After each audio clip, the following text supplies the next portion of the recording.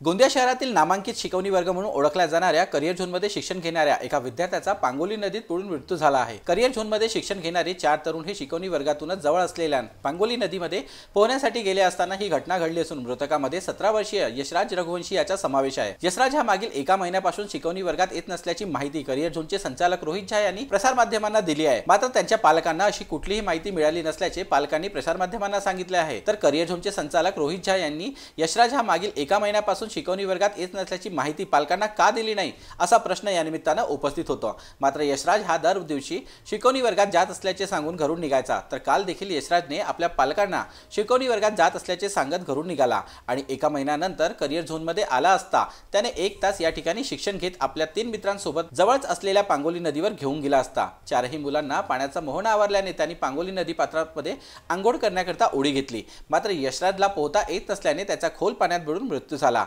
याची माहिती सोबत गेलेल्या इतर 3 विद्यार्थ्यांनी आपल्या पालकांना दिली असता पोलिसांना याची माहिती मिळताच पोलिसांनी बचाव पथकाच्या मदतीने यशराजचा शोध घेण्याचा प्रयत्न केला।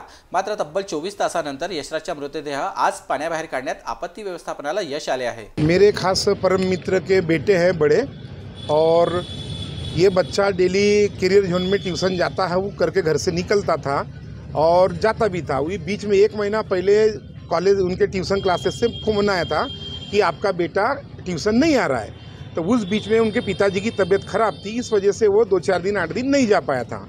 लेकिन उसके बाद ये बच्चा जब घर से डेली जा रहा है, फीस वगैरह पूरी पेड हो चुकी है उस करियर जोन में, और जब बच्चा इसको वहाँ क्लासेस अटेंड नहीं कर रहा है तो फिर ये ट्यूशन क्लासेस का एक कर्तव्य था कि उनके पेरेंट्स को फ़ोन कर दे कि आपका बच्चा ट्यूशन क्लासेस नहीं आ रहा है। तो ये 1 महीना के बाद ऐसे किसी प्रकार की कोई फ़ोन और वार्तालाप हुई नहीं है करियर जोन के कोई सर से।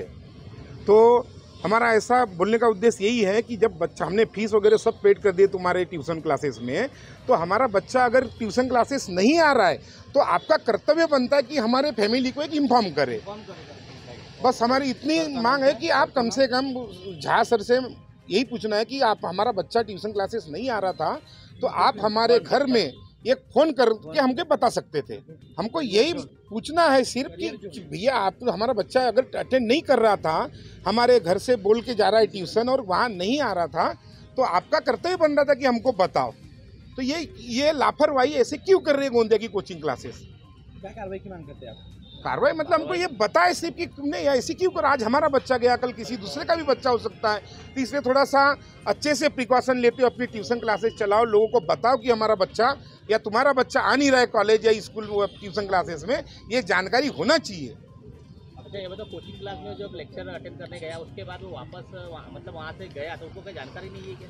वही हम जानना चाहते हैं कि तुम्हारे आया नहीं आया, तो हमको बताना था कि हमारा बच्चा नहीं आ रहा है ट्यूशन क्लासेस, तो आप हमको जब इतनी बड़ी कोचिंग क्लासेस चला रहे हो तो इतनी जानकारी देना चाहिए। तुम स्टाफ रखो अपने पास में कि इंफॉर्मेशन देने वाला कि तुम्हारा बच्चा आ नहीं रहा है, कि इतने दिन से प्रेजेंट नहीं है क्लास में। तो ये सारी चीज़ें ऐसी इस तरीके से अगर सुचारू रूप से चलाएंगे अगर ये ट्यूशन क्लासेस तो अच्छा रहेगा, अन्यथा ऐसे ही बच्चे न कहीं पर भी जाके सब कुछ भी कर पाएंगे। हमको 1 महीना हमारा बच्चा डेली जा रहा था क्लासेस, डेली जा रहा था घर से, लेकिन वहाँ नहीं पहुँच रहा था, तब उनका कर्तव्य बन रहा था ना कि उन्होंने हमको बताए।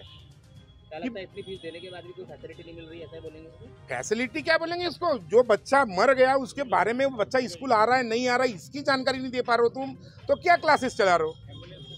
ऐसे आज हमारा बच्चा गया कल और इतने सारे बच्चे इतनी फीस देके उनके माँ बाप पढ़ा रहे और बच्चों को कोई जानकारी नहीं दे पा रहे हो तुम, तो क्या मतलब है? तर गोंदिया जिल्हा परिषदेचे शिक्षण अधिकारी कादिर शेख यांना घटनेची माहिती मिळताच त्यांनी आपल्या इतर शाळेत शिक्षण देणाऱ्या शिक्षकांना शालेय विद्यार्थी वेळेत कुठेही जाऊ देऊ नये, तसेच विद्यार्थी शाळेत अनुपस्थित असल्यास पालकांना तत्काळ फोनवर सूचना द्याव्या, अशा सूचना शिक्षण अधिकारी यांनी पुन्हा एकदा आपल्या शिक्षकांना दिल्या आहेत। गोंदिया जिल्ह्यातील पालकांना आणि सर्व शाळांच्या मुख्याध्यापक प्राचार्य यांना पण मी या निमित्तानं असं आवाहन करतो की आपले विद्यार्थी हे नियमितपणानं शाळेमध्ये उपस्थित राहतात का, वर्गामध्ये उपस्थित राहून त्यांचं नियमितपणानं अटेंडन्स ठेवून ते कामकाज करतात का, आणि जेव्हा विद्यार्थी शाळेमध्ये असतात तेव्हा त्याच वेळेला ते अन्यत्र उपस्थित राहत नाहीत ना, याची दक्षता संबंधित मुख्याध्यापकांनी प्रथमतः घेणं अपेक्षित आहे।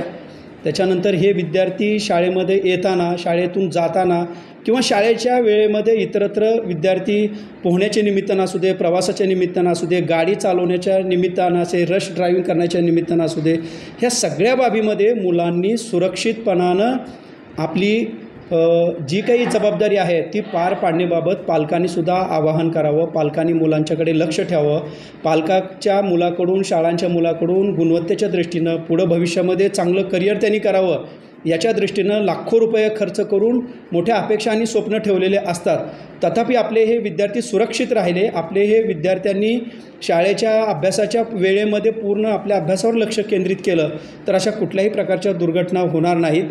त्याच्यामुळं मी सर्वांना असं नम्र आवाहन करतो की आपण शाळेच्या वेळेमध्ये आपल्या विद्यार्थ्याला तो कुठेही पोहायच्या निमित्तानं, सेल्फी काढण्याच्या निमित्तानं किंवा आणखी इतर कारणाने जाऊन त्याच्यामध्ये कुठलाही त्याचा नुकसान होऊ नये यासाठी सर्वांनी सहकार्य करावं आणि आपल्या मुलांना चांगलं शिक्षण मिळण्यासाठी आपल्या शाळांशी, आपल्या शाळांच्या प्राचार्य यांच्याशी संपर्क ठेवून त्यांची उपस्थिती नियमित राहील याच्यासाठी सर्वांनी सहकार्य करावं असं मी आवाहन करत आहे. तर पालकांनो सावध व्हा. लाखो रुपये देऊन खाजगी शिकवणी वर्गात मुलांना शिक्षण देताना शिकवणी वर्ग संचालक तुमचा पाल्य शिकवणी वर्गात अनुपस्थित असल्यास तुम्हाला याची माहिती देऊन मुलाबद्दल विचारतो काय हे देखील तुम्ही तपासून पहा. त्यामुळे भविष्यात अशा घटनांवर आळा बसेल हे मात्र निश्चित.